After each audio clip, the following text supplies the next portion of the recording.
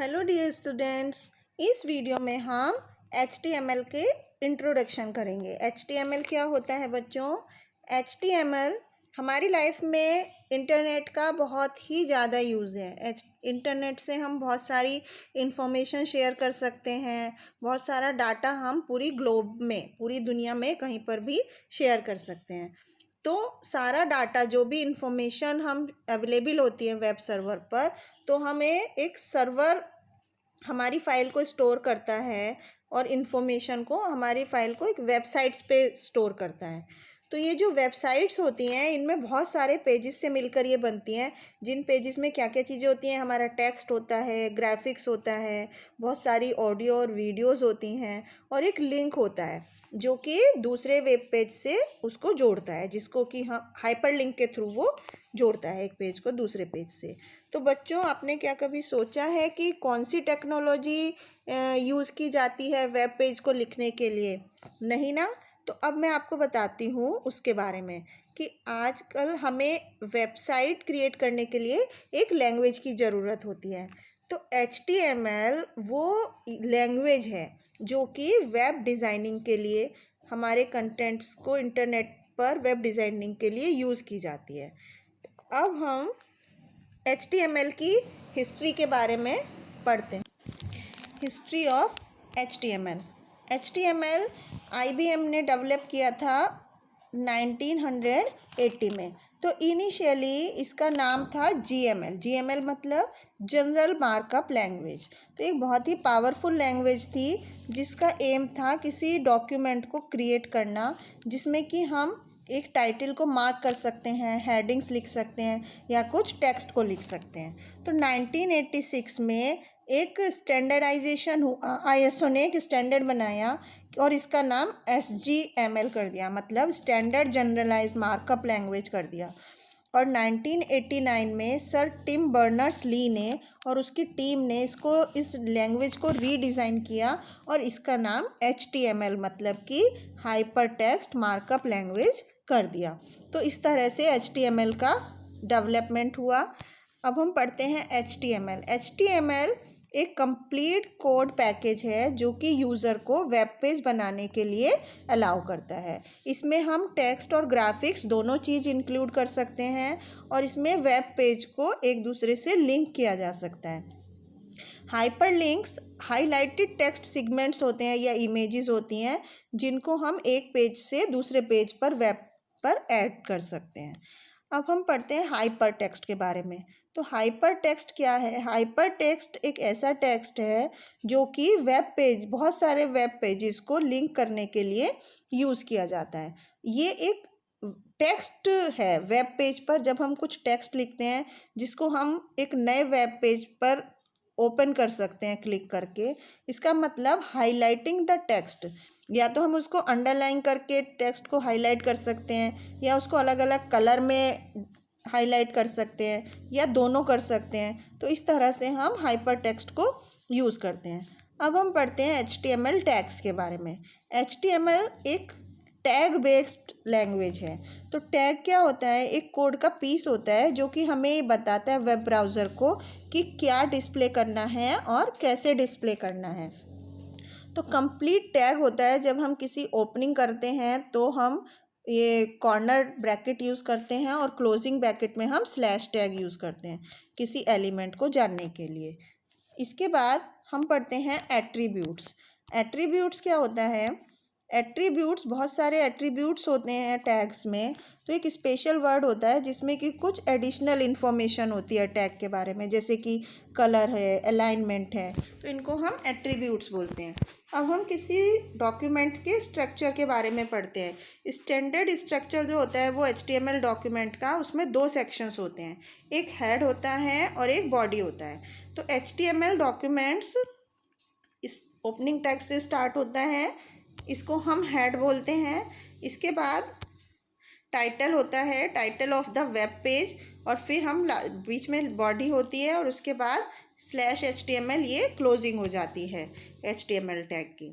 तो HTML document जो होता है वो इस टैग से स्टार्ट होता है और /HTML टैग से क्लोज होता है। हर एक डॉक्यूमेंट एक सिंगल पेज की तरह कंसिडर किया जाता है। जो कुछ भी इन टैग्स में लिखा होता है वो इनक्लोज नहीं होता कमांड के जैसे। तो टैग्स क्या होते हैं, एक वेब ब्राउज़र एक ये एज्यूम करता है इनको कमांड के जैसे एक सिंपल टेक्स्ट में। तो HTML पेज जो होता है वो दो सेक्शंस में डिवाइड होता है, एक हेड में और एक बॉडी में।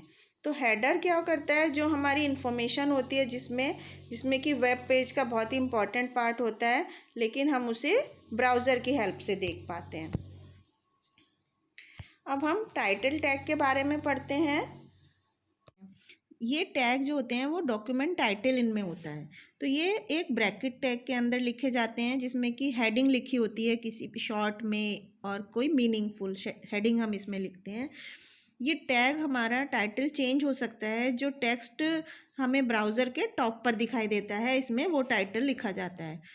नेक्स्ट होता है द हेड टैग।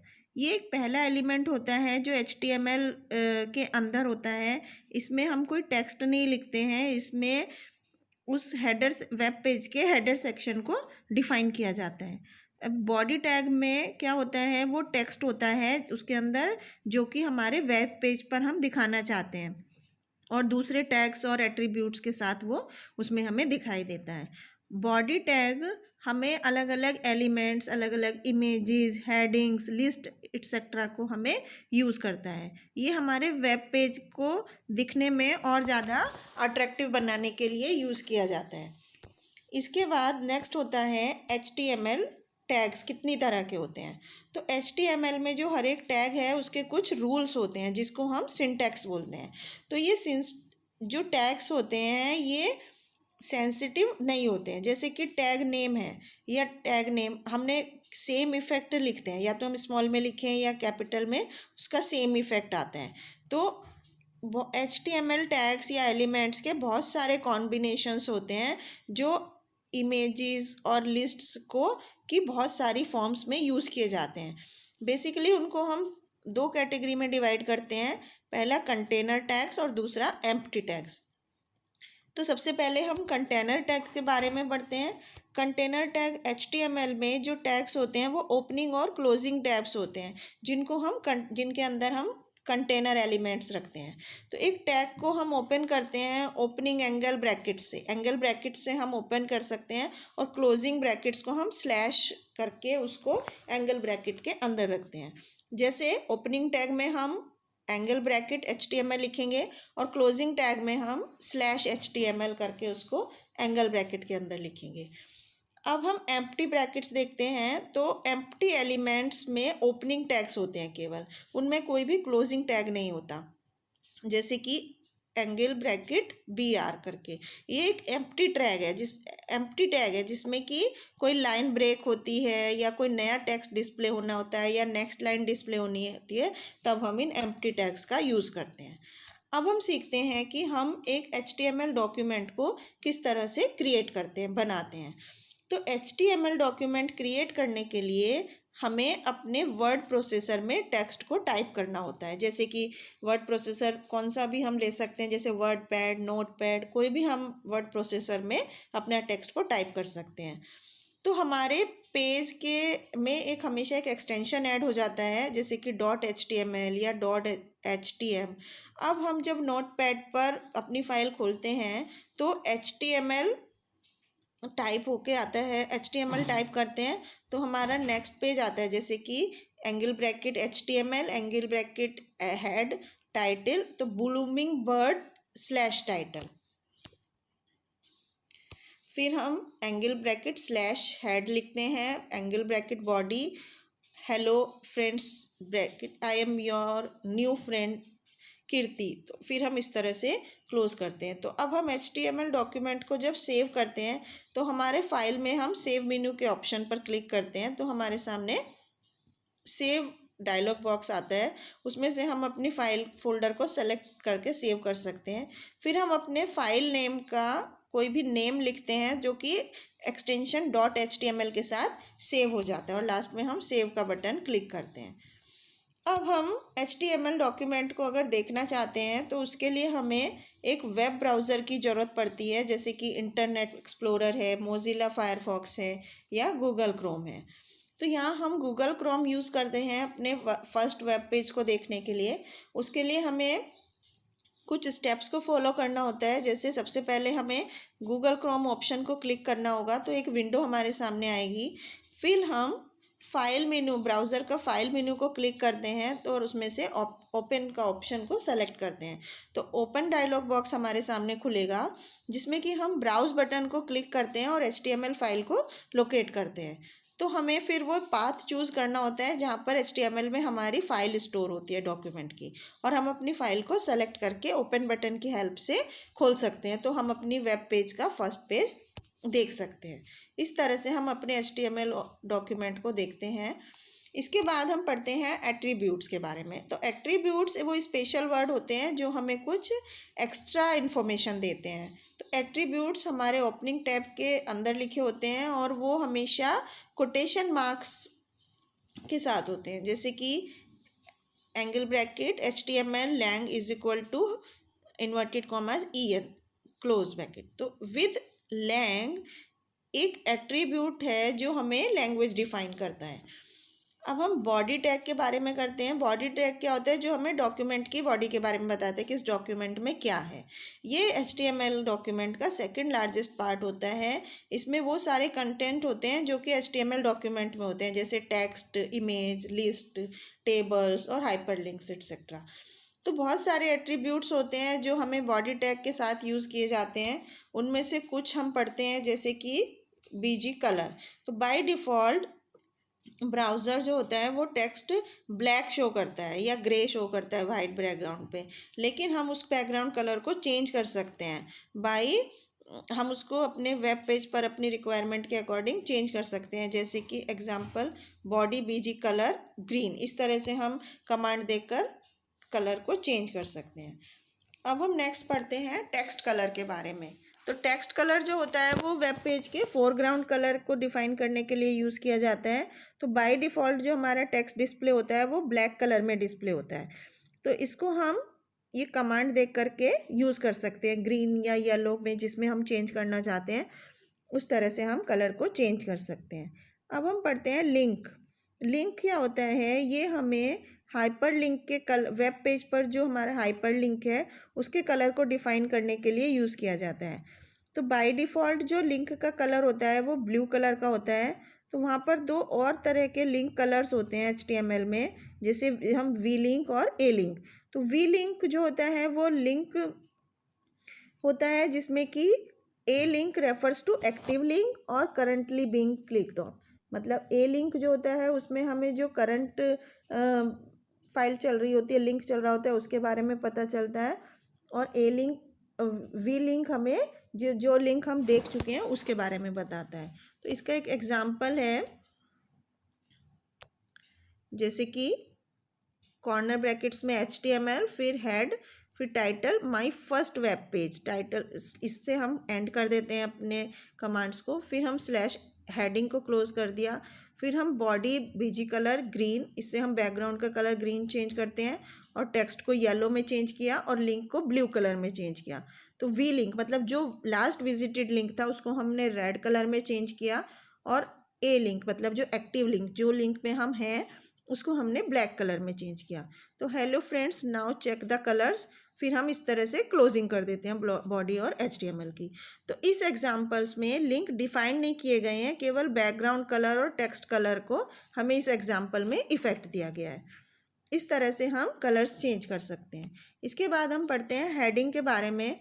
तो इस टैग को अलग अलग हेडिंग लेवल्स के लिए डिफाइन करने के लिए यूज़ किया जाता है HTML डॉक्यूमेंट में। तो 6 हेडिंग लेवल होते हैं हमारे HTML में, H1 से H6 तक। तो H1 हेडिंग स्टाइल जो होता है वो लार्जेस्ट साइज के टेक्स्ट को डिस्प्ले करता है और मेन हेडिंग के जैसे यूज़ किया जाता है, और टेक्स्ट को 24 PT फ़ॉन्ट साइज तक बढ़ाकर दिखाता है। और लोएस्ट लेवल जो होता है वो H6 होता है, जो कि फ़ॉन्ट साइज को रिड्यूस करके 8 PT तक दिखाता है। तो लोअर लेवल्स जो होते हैं वो सब हेडिंग के लिए यूज़ किए जाते हैं और वो कम इम्पॉर्टेंट चीज़ों को दिखाने के लिए यूज़ करते हैं। ये इनको यूज़ करना उतना ज़रूरी नहीं होता, क्योंकि ये हेडिंग लेवल्स की हिरार्की होती है। इन हेडिंग टैग्स को हम under corner bracket body document के टैग में लिख सकते हैं। नेक्स्ट हमारा होता है पैराग्राफ। पैराग्राफ में क्या होता है, इसमें एक से ज़्यादा लाइंस होती हैं जो कि पैराग्राफ के अंदर आती हैं, पैराग्राफ टैग के अंदर। इसको हम कॉर्नर ब्रैकेट पी करके टैग करके डिस्प्ले कर सकते हैं अपने पैराग्राफ को, और एंड के लिए हम /p यूज़ करते हैं। तो पैराग्राफ को अलाइन करने के लिए हम एट्रीब्यूट को ऐसे अलाइन करके भी यूज़ कर सकते हैं, और बहुत सारे एट्रीब्यूट्स हम पैराग्राफ के एलिमेंट्स के लिए देख सकते हैं। जैसे कि ये नया पैराग्राफ स्टार्ट करने के लिए सिंटेक्स यूज़ करते हैं। इसके बाद पी अलाइनमेंट सेंटर के लिए, फिर ये राइट के लिए, फिर लेफ़्ट के लिए और जस्टिफाई के लिए। इस तरह हम कोई भी ऑप्शंस को सेलेक्ट करके अपने पैराग्राफ को अलाइनमेंट कर सकते हैं। इसके बाद हम अलाइन एट्रीब्यूट को यूज़ करके अपने डॉक्यूमेंट का स्टाइल टैग, फ़ॉन्ट टैग और पैराग्राफ टैग भी यूज़ कर सकते हैं। इसके बाद हम सेंटर के बारे में पढ़ते हैं। सेंटर टैग को अलाइनमेंट यूज़ करने के लिए हमें सेंटर ओपनिंग टैब और उसके टेक्स्ट से पहले और टाइप करना होता है /center क्लोज करने के लिए। ये इस तरह से इस एग्जाम्पल में दिखाया गया है। इसके बाद हम BR टैग यूज़ करते हैं। BR टैग में हम क्या करते हैं, ये एक लाइन से नेक्स्ट लाइन पर जाने के लिए, लाइन को ब्रेक करने के लिए यूज़ किया जाता है, बिना किसी स्पेस के। दो लाइनों के बीच में जब बिना किसी स्पेस के लाइन को ब्रेक करने के लिए यूज़ किया जाता है। इसको हम लाइन की एंड में या वर्ड के बाद नई लाइन जब ज़रूरत होती है तब यूज़ कर सकते हैं। इसके लिए सिंटेक्स एंगल ब्रैकेट BR होता है। इसके बाद हम नेक्स्ट यूज़ करते हैं HR टैग। इसको हम टेक्स्ट ब्लॉक के सेपरेट करने के लिए यूज़ करते हैं, अलग अलग करने के लिए यूज़ करते हैं। जैसे HR ब्रैकेट यूज़ करा, वो हमें एक हॉरिजॉन्टल लाइन देता है पेज के साइड में, जिससे कि जहाँ से हम एक हॉरिजॉन्टल लाइन इंसर्ट कर देते हैं टेक्स्ट के बीच में, तो वो सेपरेट हो जाता है, दो पार्ट में डिवाइड हो जाता है हमारा टेक्स्ट। ये इससे हम थिकनेस भी इसकी डिसाइड कर सकते हैं। तो यहाँ पर इसको सिंटेक्स होता है इसके लिए एंगल ब्रैकेट HR। इससे हम अपने डॉक्यूमेंट को, अपने टेक्स्ट को बिना ब्लॉक्स के दो भागों में सेपरेट कर सकते हैं। इसके बाद हम सीखते हैं कि किस तरह से हम अपने टेक्स्ट के अपीयरेंस को चेंज करते हैं, कि वो दिखने में किस तरह से बोल्ड हो जाए, या इटैलिक तिरछे अक्षरों में आए, या अंडरलाइन अक्षरों में आए। तो उसके लिए हम अपने टेक्स्ट का साइज़ बढ़ाने के लिए हम टाइप एंगल ब्रैकेट B को लिखते हैं टेक्स्ट से पहले, और बाद में हम /B को लिखते हैं। तो इससे हमारा जो टेक्स्ट है वो कैपिटल बोल्ड अक्षरों में हो जाता है। तो इसके लिए हम सिंटेक्स इस तरह से यूज़ करते हैं। नेक्स्ट हम इटैलिक के लिए अपने टेक्स्ट से पहले जिस टेक्स्ट को हमें इटैलिक करना होता है, उसके लिए I एंगल ब्रैकेट के अंदर और उसके बाद /I लिखते हैं, और उसको ब्लूमिंग बर्ड्स, जैसे हमने इस टेक्स्ट को इटैलिक करना है तो इस सिंटेक्स को हम यूज़ करेंगे, तो हमारा जो ब्लूमिंग बर्ड्स जो टेक्स्ट है वो तिरछे अक्षरों में आ जाएगा। इसी तरह से हम अंडरलाइन के टेक्स्ट को यूज़ करते हैं, तो उसमें एंगल ब्रैकेट के अंदर U स्टार्ट करने के लिए, और लास्ट में / के साथ U को हम अंडर ब्रैकेट कॉर्नर ब्रैकेट में लिखते हैं, तो हमारा उसके बीच की जो लाइन टेक्स्ट होता है वो अंडरलाइन हो जाता है। इसके बाद हम सीखते हैं कि किस तरह से हम अपने फ़ॉन्ट फेस साइज और टेक्स्ट कलर को चेंज करते हैं। तो अपने डॉक्यूमेंट के टेक्स्ट की स्टाइल को चेंज करने के लिए, अपीयरेंस को चेंज करने के लिए हमें HTML में बहुत सारे ऑप्शंस होते हैं, जैसे फ़ॉन्ट कलर, साइज और उसके स्टाइल को चेंज करने के लिए। तो इनको टैग्स में यूज़ करके हम अपने टेक्स्ट को और ज़्यादा सुंदर बना सकते हैं।